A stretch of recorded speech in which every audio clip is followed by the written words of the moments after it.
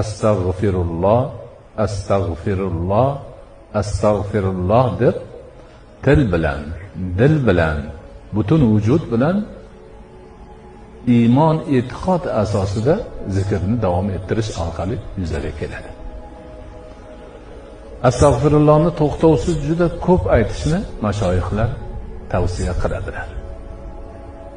Buni fiqh zohir, fiqhdagi tahoratni o'rniga qalbni tahorati uchun kerak deydi. Namoz o'qish uchun tahorat farz.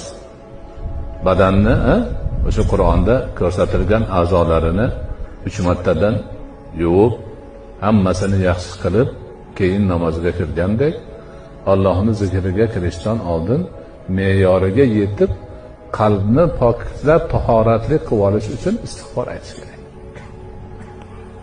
Istig'for, astag'firullohni ahliga aytganimizdek til bilan, dil bilan, butun vujud bilan, o'ta ishonch bilan aytish orqali qalbni, demak, kiri ketadi.